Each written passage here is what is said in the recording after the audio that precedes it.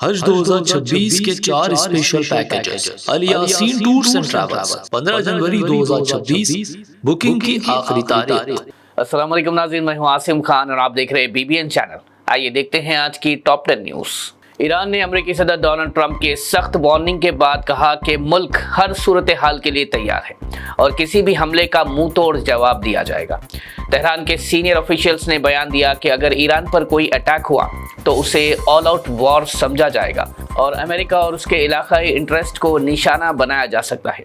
ایران نے ٹرمپ کے بیان کو دھمکی قرار دیتے ہوئے کہا کہ ملک اپنی حفاظت اور خود مختاری پر کسی قسم کا سمجھوتا نہیں کرے گا۔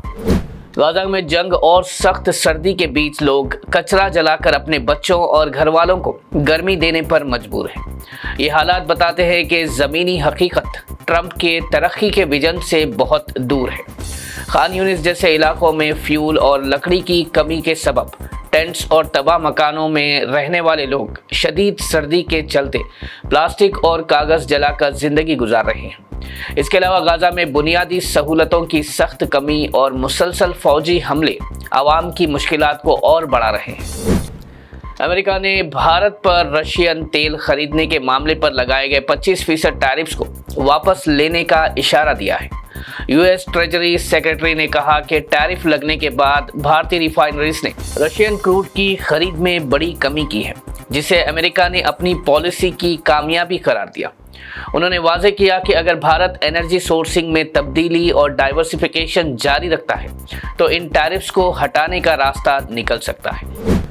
بنگلہ دیش کی سابق وزیر اعظم شیخ حسینہ نے بھارت میں اپنے پہلے بیان میں انٹرم حکومت پر شدید تنقید کرتے ہوئے کہا کہ ملک میں تشدد اور جنسی جرم بڑھ گئے ہیں اور جمہوری نظام تباہ ہو چکا ہے۔ شیخ حسینہ نے انٹرم چیف ایڈوائزر محمد یونس کو فورن سپورٹ سے چلنے والی پپٹ حکومت کا سربراہ قرار دیا اور الزام لگایا کہ ملک کو دہشت اور انارکائی کی طرف ڈھکیلا جا رہا ہے۔ انہوں نے عوام سے اپیل کی کہ اس حکومت کے خلاف آواز بلند کریں اور یونائٹڈ نیشن سے مطالبہ کیا کہ بنگلہ دیش کی صورتحال پر غیر جانبدار تحقیقات کرائی جائے تاکہ اصل حقائق دنیا کے سامنے آ سکے۔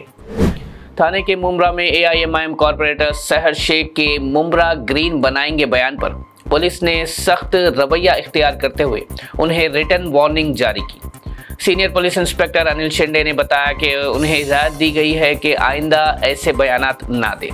پولیس نے کہا کہ بھارت مختلف قوموں اور مذہبوں کا ملک ہے اور کوئی بھی بیان جو سماجی ہم آہنگی کو نقصان پہنچائے یا قانون و امن کا مسئلہ پیدا کرے برداشت نہیں کیا جائے گا۔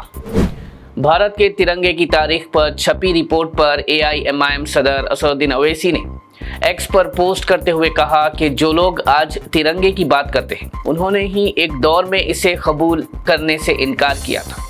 اسد اویسی نے سوریا طیب جی کے ڈیزائن اور سپریم کورٹ کے فیصلے کا حوالہ دیتے ہوئے تانا مارا کہ 3 رنگوں کو نحوست کہہ کر لمبی مدت تک انہوں نے ترنگے کو تسلیم نہیں کیا تھا۔ انہوں نے تنقیدی اور طنزیہ لہجے میں پوچھا، کیا آپ جانتے ہیں وہ کون تھے؟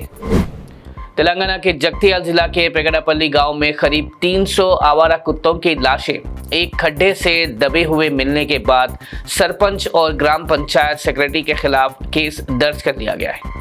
پولیس نے بتایا کہ یہ قدم گاؤں کو اسٹرے ڈاگ سے سیف کرنے کے نام پر اٹھایا گیا جو قانون اور جانوروں کے حقوق کے خلاف ہے۔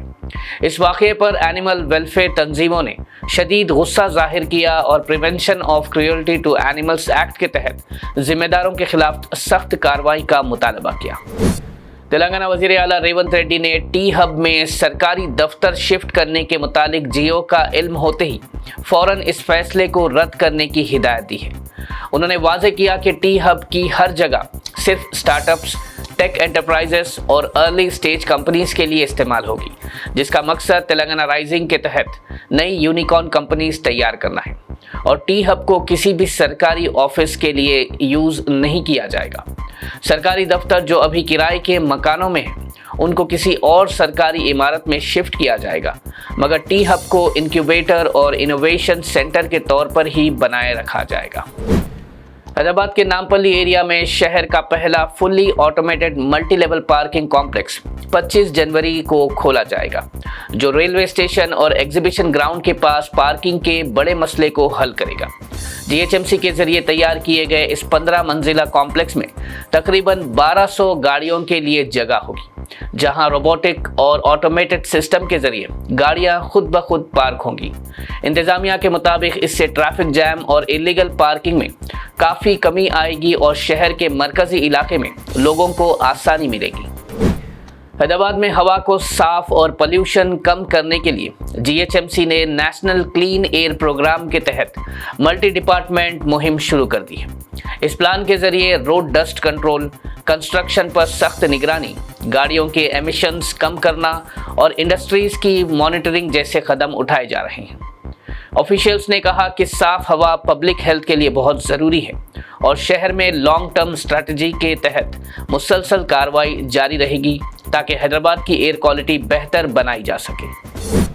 नाज़रीन, ये थी आज की टॉप 10 न्यूज़। देखते रहिए BBN चैनल। मुझे दीजिए इजाज़त। अल्लाह हाफिज़।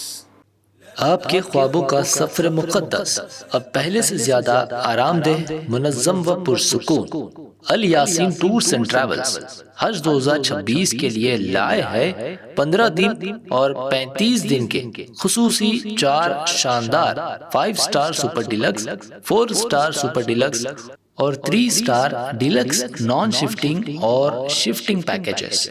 3 स्टार पैकेज 7,50,000 से और 5 स्टार 10,25,000 रुपए से शुरुआत।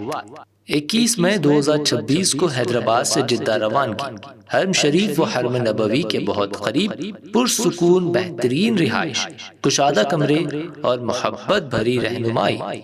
मनासिक हज के 5 बाबरकत दिन मीना, अरफात व मुज़दलिफा के AC VIP tents, B category Muallem के तहत खुसूसी इंतजामात, रिटर्न टिकट, 3 वक्त का इंडियन खाना, स्पेशल हज किट, जियारात, पासपोर्ट व luggage bag, unlimited laundry, 5 litre जमजम और हज वीजा प्लस इंश्योरेंस पैकेज में शामिल।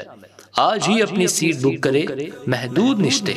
अल Yasin tours and travels, main office inside Diwan Devdi, branch office beside HP petrol pump, लकड़ी का पुल, हैदराबाद।